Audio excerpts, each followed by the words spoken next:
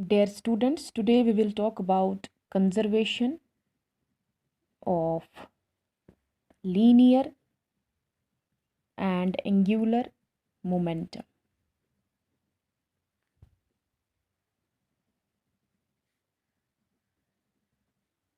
In the previous lecture, you have learned that if linear momentum is written in this manner, that is P is equal to mv, angular momentum L or J is written in this manner, where I is analogous to m and omega is analogous to v.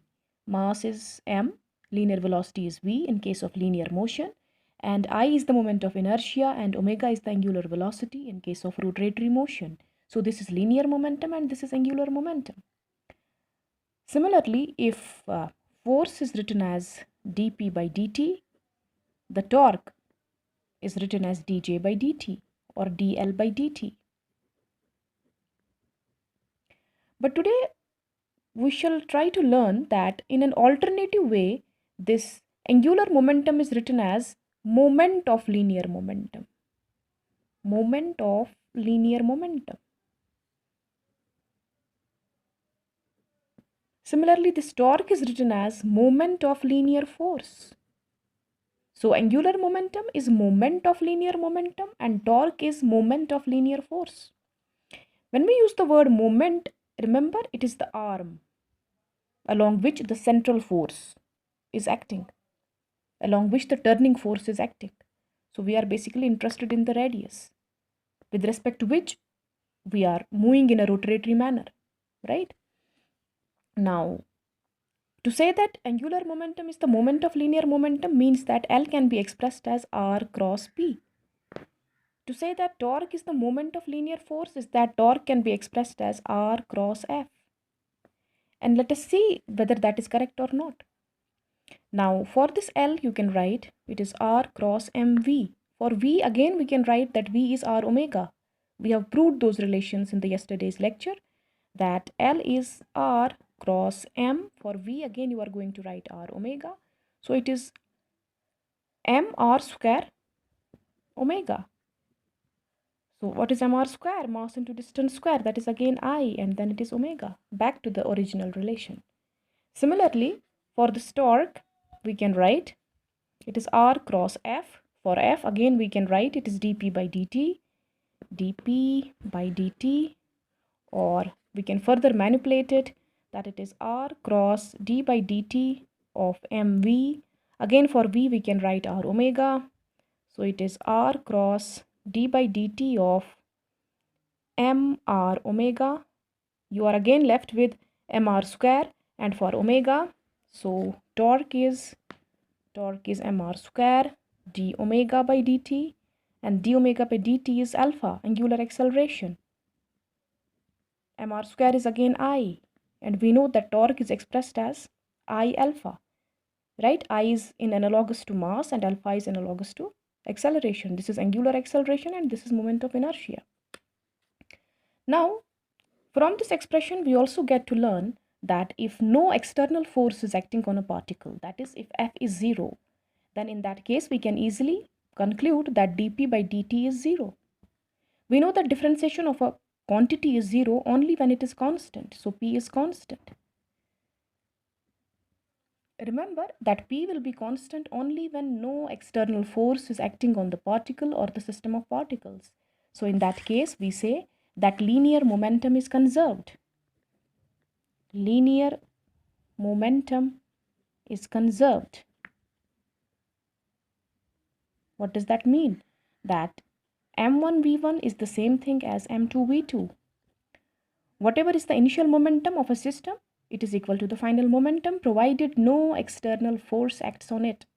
No external force acts on it. In case of a system of particles, more than one particle, you can write m1u1 plus m2u2 is the same thing as m1v1 plus m2v2. Similarly, you can extend this relation for n number of particles.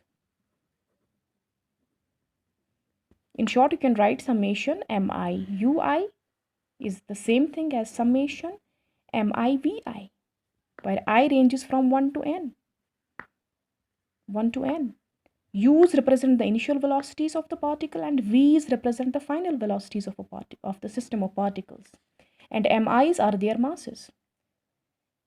Now, similarly, in case of angular motion, rotatory motion, so we are governed by this relation, torque, that is tau is equal to dj by dt. In analogy with this, we can say if no external torque is acting on a rotatory system, no external torque is acting, so tau will be 0. In that case, dj by dt will be 0, or j is a constant. That is, angular momentum will be constant only when no external torque is acting on the system.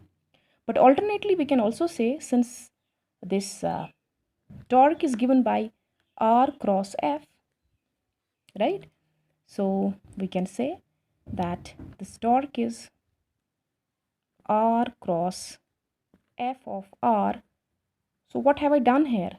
Remember, I have chosen a force which is called a central force. Remember, any force is called as a central force if it is dependent only on the distance, the radial distance between two bodies. So such kind of a force is called as a central force, which has a dependence only on the distance between the center of two bodies, as in case of gravitational force. Gravitational force between any two bodies, especially when it is a rotating system, that force is called as a central force. Now, in this case, tau will be r cross. For this, you can write it in this manner. Obviously, any unit vector can be defined in this manner, right? So here I've expressed f in this manner because it is a central force. It has a dependence on radius. So I have chosen to show its direction along the radius vector r cap. But r cap can be expressed as r vector by r. So r cross r is 0. So tau is 0. When tau is 0, it says, or it concludes that the system is involving a central force, or the angular momentum is constant. Now, when we say angular momentum is constant, because we know that this J or L, we have already expressed it as the moment of linear momentum this way. So it will be R cross P or R cross MV. If we take magnitude only, we mean to say that MVR is constant. And this kind of equation is important in solving the planetary motion problems. For example, if you consider the rotation of Earth around Sun, yeah, at certain points it is close to Sun, at certain points it's away from Sun, because this orbit is not truly circular, right? So you can say that m1 v1 r1 is equal to m2 v2 r2. Since the mass of Earth is essentially the same at every point, this and this will go. And from this relation, that is v1 r1 equal to v2 r2, you can always find one of them if the other three are known. If v1, v2 and r2 are known, you can find r1. If r1, r2 and v1 are known, you can find v2, and so on, right? So this helps you to find the radius or the position of the Earth from Sun, or its velocity at certain point, by using this relation of conservation of angular momentum, right? Similarly, by virtue of conservation of linear momentum, you can solve a number of problems, numerical problems. And what are they? For instance, when we say that mv is constant, by using this relation, we can solve a good number of numerical problems. For example, for the bodies which are at rest and then they explode into some secondary particles, what can we write? Since the initial momentum was 0, so the final momentum, sum of the momentum of the final particles, shall also have to be 0 by virtue of conservation of linear momentum, because this body has exploded of its own and no external force has acted on it. The reason for its explosion is some internal force that we have not applied, some complicated force that we have not applied, that has not been applied externally. So remember, stick to the proper definition when no external force is applied on the system, right? Otherwise, why did the body explode? There must be a reason, there must be an internal force. but we did not apply any force externally. So once no force has been applied externally and the body explodes, we know that by virtue of conservation of linear momentum, the sum total of the momentas of all these outgoing particles, that is m1v1 plus m2v2, whichever number of particles it splits into, is equal to 0. So similarly, if I give you the problem concerning the gun and bullet, for example, it's a very popular problem. Initially, when the gun did not fire any bullet, the total momentum was 0. Therefore, now once the bullet has been fired, the sum total of the momentas of gun and bullet have to add up to 0. So m1v1 plus m2v2 is equal to 0. So if m1 is the mass of gun and m2 is the mass of bullet, v1 is the mass of gun and v2 is the mass of bullet, that means m1v1 is equal to minus m2v2, and that is also acceptable. We know that if the bullet is fired in the forward direction, the gun shows a recoil in the backward direction. So that is what the minus sign is indicating over here. So if you know the mass of gun, the velocity of gun, you can find the velocity of bullet if its mass is known. So you can find the fourth variable by knowing any three. And that can also help you in solving many numerical problems. Now let us come back to solving certain problems in case of central force again. So I'm carrying the two topics together, that is conservation of linear momentum and conservation of angular momentum. So suppose a radius vector r is defined as a cos omega t I plus b sine omega t j. So you have to define various parameters of rotatory motion with respect to this r, right? What is the first thing that you can define is velocity, that is dr by dt. And what is that? So it is differentiation of cos is minus sine. So minus a omega sine omega t I plus b omega cos omega t j. Now we can also find the acceleration, that is d square r by dt square. And that is differentiation of sine is again cos minus a omega square cos omega t I plus, so a cannot be taken common, I think a will stay inside, and b differentiation of cos is minus sine. We have already taken the minus sign out, so sine omega tj. Now what is this a cos omega t, and it is back this r, so this is minus omega square r. Acceleration, so we have found the velocity of the particle, of course the linear velocity, of course the linear acceleration. Now what is the force? The force is ma, that is minus times m omega square r. And we can clearly see that this force has a dependence on r, so it is a central force. So once it is a central force, what about the torque? Torque is obviously r cross f. So it will be r cross minus m omega square r cross. So this expression involves r cross r, this will be 0. We know that cross product vanishes when it involves the product of two like vectors, right? So of course it is a central force, so we have concluded that if the radius vector is defined in this manner, whatever the force involved will be a central force, and because of which the external torque will be 0. Now when the torque is 0, we have learned already that angular momentum is conserved, j is conserved. So if torque is 0, j is conserved. So let us find the value of that j. Again, I told you that j or L is expressed as moment of linear momentum. That is, it is expressed as r cross mv. So let us give the value. What was r? R was a cos omega t I plus b sine omega t j cross m will be a constant, it will be kept here. And what was v? We have found the v. V was this much. V was this much. Velocity was this much. That is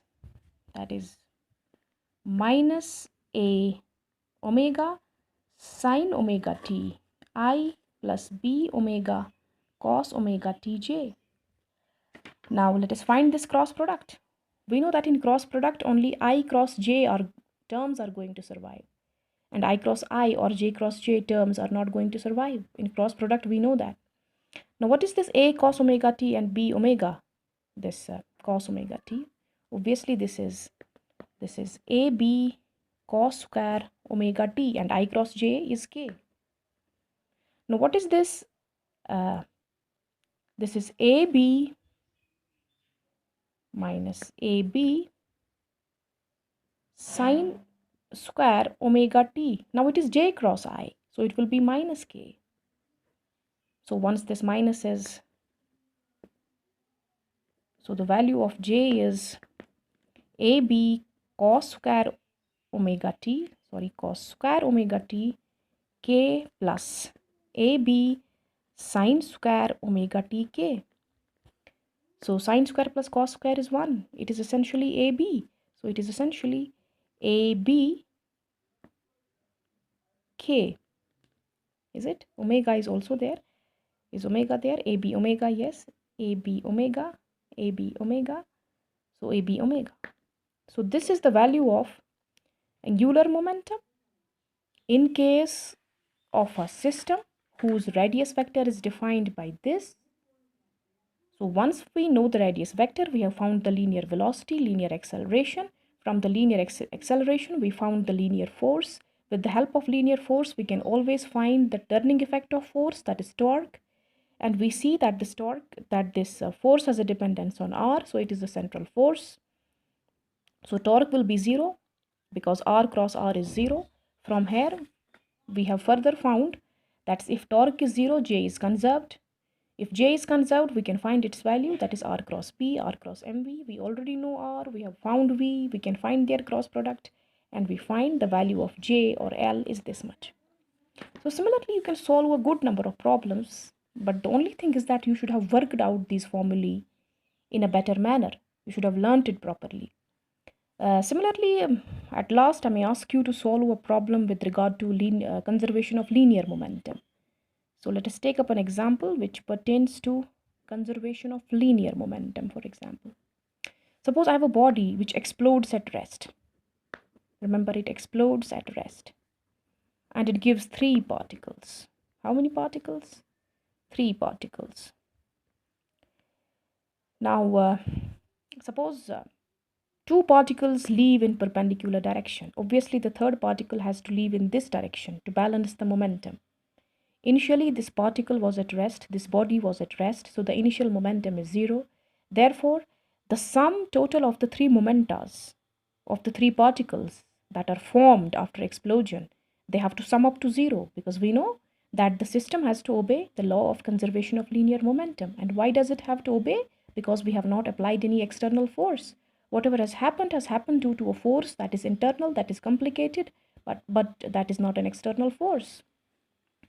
Now, you can say that the initial momentum was 0 and the final momentum is m1v1 plus m2v2 plus m3v3, out of which you are given that 2 particles leave at a velocity, say 30 meter per second. 30 meter per second. We don't know what is the velocity of the third particle. Suppose that is v. You are also told that the particle, this particle, third particle, has a mass 3 times the other 2. Right? So this is what is given in the question, that there is a body which explodes into 3 particles. 2 of them leave perpendicular to each other with velocity 30 meter per second each. Their masses are also same. Suppose the mass of this particle is m, mass of this particle is also m. There's a third particle whose velocity is not known. Suppose it is v, but that third particle has a mass equal to 3 times m, 3 times m. So we have to find what is the velocity of the third particle and what is its direction. So let's do that. So if we go by conservation of linear momentas, so it is mass of one is 30. Its velocity is 30 meter per second and its mass is m. Similarly, the mass of another particle is m and its velocity is also 30. Plus, we don't know what is the mass of third particle is 3 times the mass of this, but we don't know its velocity, so it is 0. sum total is 0, right? So m will cancel throughout, 3 will be divided throughout, so you will be left with 10, right? 10i in fact, and another is 10j, and we don't know what's its direction. Of course it has to be in the k direction. So it is 10j is equal to, suppose, 3v, not in fact 3, because 3 will be divided, m will be divided, only v, right? So once you take it on other side, it is actually minus. So what is v? If you have to find the magnitude, it is under root 10 square plus minus 10 square is equal to 10 into 10 is 100 plus 100 is 200. Yeah, that is root 2 into 10 meter per second. So this is, or 10 root 2 is the better way to write it. 10 root 2 meter per second is the velocity of the third particle. But you have to find, you may also be asked that at what angle with respect to the positive x-axis, for example, is this particle liberated, right? So you have to find this angle, basically, this angle. So a trick to find this angle obviously would be that you need to find only this much of angle, because you know this angle is 180. If you are able to somehow find this angle only, you will be able to find the total angle with respect to which this particle, this third particle, has liberated or has emitted with respect to the positive x-axis, right? Now, how do we do that? Obviously, we can project it backwards, and these two are vertically opposite angles. So whatever is the value of this angle is the value of this angle. So this angle obviously will be given by tan, perpendicular by base, right? And what is perpendicular? It is 10. What is base? It is 10, right? Because the value of velocity along y and x was same. Because in the question we were told that the two particles, these two particles were leaving at right angles to each other with the same value of velocity, that is 30 meter per second and 30 meter per second, right? So if this is 30 and this is 30, what is tan theta? By theta I mean this angle. It is 30 by 30, that is 1. So theta is 45 degree, right? So if this is 45, this is also 45. So you can write that the third particle is emitted at an angle 180 plus 45 degree with respect to positive direction of x-axis. That's it. That solves the problem. So I hope you will pick up some more examples from books to solve certain more examples to gain better confidence in this topic. So that's all.